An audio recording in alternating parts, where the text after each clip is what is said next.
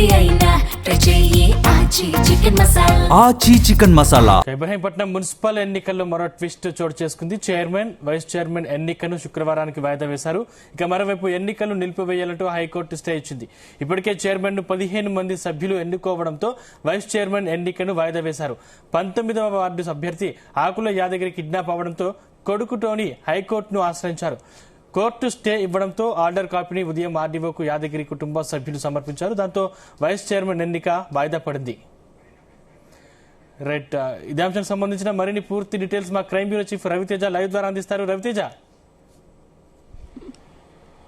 గంటకొట్ట twist నెలకొంటా ఉంది.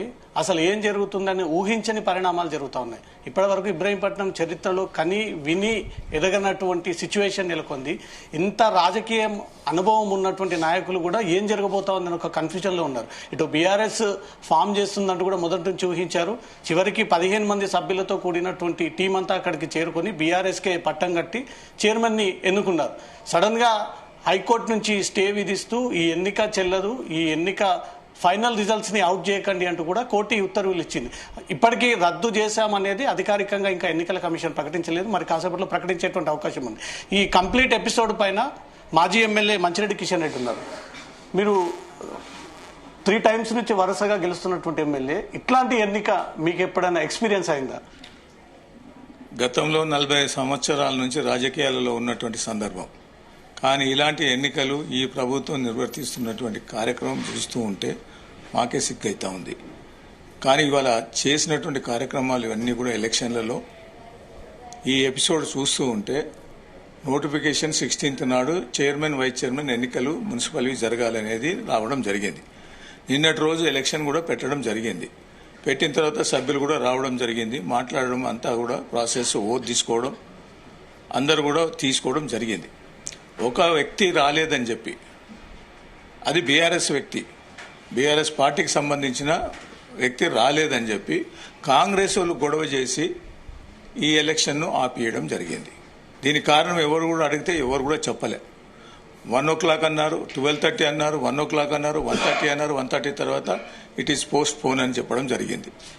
ఇవాళ నేను ఆలోచన చేయడం ఏంటంటే ఇలాంటి ప్రాసెస్ ఎందుకు చేస్తా ఉంది ఈ ప్రభుత్వం అనేది నేను ఆలోచన చేయాల్సినటువంటి బాధ్యత. మళ్ళీ RDO election officer next day అని పెట్టడం జరిగింది. ఈ రోజు పెట్టినప్పుడు కాంగ్రెస్ వాళ్ళు రావడం జరిగింది 8 మంది. అదేవిధంగా మేము 15 మంది ఉన్నాం, 15 మంది కూడా రావడం జరిగింది. ఎన్నికల ప్రాసెస్ చేసే నిర్వహణలో ఆ నిన్నటి రానటువంటి వ్యక్తి ఇవాళ రావడం జరిగింది. ఆయనను కూడా ఓట్ తీసుకోవడం జరిగింది. చేసిన తర్వాత ఎలక్షన్ ప్రాసెస్ ఏదైతే జరుగుతుందో చైర్మన్ది, వైస్ చైర్మన్ది ఎన్నికలు జరగాలి. అడిగితే ఆ పార్టీ వాళ్ళని అడిగినారు, ఈ పార్టీ వాళ్ళని అడిగినారు. అక్కడ 8 ఉన్నారు, ఇక్కడ 15 మంది ఉన్నారు. దాన్ని ప్రాసెస్ చేయాల్సినటువంటిది ఓట్ తీసుకున్నాక వాళ్ళు అతను రాలేదో అతన్ని ఓట్ తీసుకున్నాక ఈ యొక్క 15 మందితోటి కూడా ఎన్నికలు చేతులు లేబట్టి ప్రాసెస్ ప్రకారంగా చేతులు లేబట్టేసేసి మెజార్టీ మీకు ఉన్నది అని చెప్పేసి అనౌన్స్ కూడా చేయడం జరిగింది. అనౌన్స్ చేసిన తర్వాత ఆ చైర్మన్ ఎవరైతే ఉన్నారో అతనితో కూడా ఓట్ తీసుకోవడం కూడా జరిగింది. ఓట్ తీసుకున్న తర్వాత 1-2 minutes లోపలనే కోర్టు నుంచి ఆర్డర్ వచ్చింది అని చెప్పేసి వైస్ చైర్మన్ ఎన్నికలు నిర్వర్తించలే, ఈ యొక్క చైర్మన్ది అనౌన్స్ చేయలే. దిస్ ఇస్ ద ప్రాసెస్ చేయడం జరిగింది. ఈరోజు అసలు ఏంటి మేము కూడా అనుకుంటా ఉన్నాం. ఆల్ ఆఫ్ సడన్ ఆ టైంకు రావడం ఏంది, ఫోన్ రావడం ఏంది, పేపర్ మీద రాలేదు హైకోర్టు ఆర్డర్, ఖాళీ ఫోన్ మెసేజ్ రావడం జరిగిందని చెప్పడం ఆర్డీఓ ఎలక్షన్ ఆఫీసర్ చెప్పడం జరుగుతూ ఉంది. దాని ప్రకారంగా ఇప్పటి వరకు కూడా క్యాండిడేట్స్ను అందులోనే కూర్చోబెట్టడం జరిగింది. ఆర్డర్ వస్తుంది, వచ్చిన తర్వాత మీకు అనౌన్స్ చేస్తా చెప్తాను అని అంటున్నాడు. ఏంటి, కోర్టు స్టే నుంచి వచ్చింది కాబట్టి ఎన్నికలు మళ్ళీ ఎప్పుడు ప్రకటించాలనేది మేము తెలుసుకొని చెప్పడం జరుగుతుంది అని ఆయన ఆపడం జరిగింది.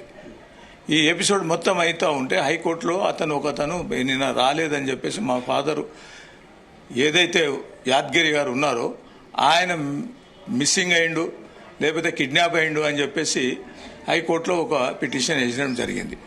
ఆ పిటిషన్లో ఇవాళ ఎంక్వైరీ చేసి ఇవాళ చేయడం జరిగింది.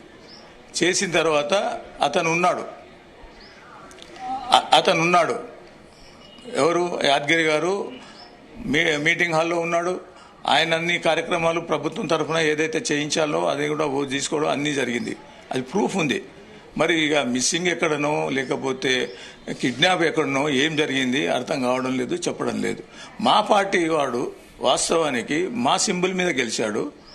మా సింబల్ మీద గెలిచిన తర్వాత కాంగ్రెస్ వాళ్ళు క్లెయిమ్ చేయడం ఏంది నాకు అర్థం కాలేదు. ఇంట్లో ట్విస్ట్ ఇదే.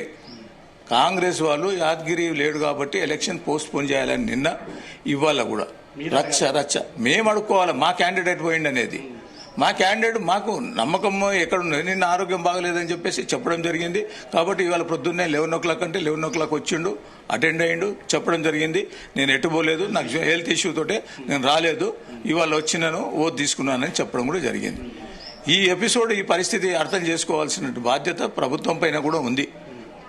కలెక్టర్ గారు చూడాల్సిన బాధ్యత, అధికారులు చూడాల్సిన బాధ్యత, ఎన్నికల కమిషన్ కూడా చూడాల్సిన బాధ్యత. ఇన్ని జరిగినాక కూడా దీన్ని హైకోర్టు ఆర్డర్ అని చెప్పేసి, హైకోర్టు ఆర్డర్ అప్పుడు రాలేదు. ఓటు తీసుకున్నాక ఛార్జ్ ఏదైతే చైర్మన్గా ఓటు తీసుకున్నాడో అప్పటికి కూడా రాలే. అటు తర్వాత వచ్చిందని చెప్పడం, ఫోన్ వచ్చింది, ఫోన్ మెసేజ్ వచ్చిందని చెప్పడం జరుగుతూ ఉంది. ఇక దీనికి అర్థం ఏం చేసుకోవాలో మేము, రాజకీయ నాయకులకు ఏమర్థమవుతుంది, అధికారులకు ఏమవుతుందో మాకు అర్థం కావడం లేదు. ఇక్కడ సార్ ఎన్నిసార్లు వాయిదా వేసినా, ఎన్ని రీపోస్ట్ పోల్ చేసినా కాంగ్రెస్ బలం 8. ఎట్లయినా ఫైనల్ గా 15 మీకే ఉన్నారు. ఇయ్యాలైనా రేపైనా ఎల్లుండైనా మళ్ళీ మీకే చైర్మన్, మీకే వైస్ చైర్మన్. ఎందుకు ఈ కాలయాపన చేసుకుంటూ వస్తా ఉన్నారు? ఇంకా ఇక్కడ ఉన్నటువంటి శాసనసభ్యుడు అడ్డమైన తోవలు పోయి ఆలోచనలు తప్పుడు విధానాలతోటి ప్రభుత్వాన్ని కూడా తప్పు పట్టించి ఇవాళ ఆయన లబ్ధి కోసము ఇవాళ కొంతమంది అధికారులను చేతిలో పెట్టుకొని ఈ తతంగం అంతా నడపడం జరుగుతూ ఉంది. కాబట్టి ఎన్నటికైనా మీరన్నట్టు ఖచ్చితంగా బీఆర్ఎస్ పార్టీ ఇబ్రాహీంపట్నం గెలవడం జరుగుతుంది. బీఆర్ఎస్ పార్టీ అక్కడ చైర్మన్ ఉంటాడు, వైస్ చైర్మన్ కూడా ఉంటారు.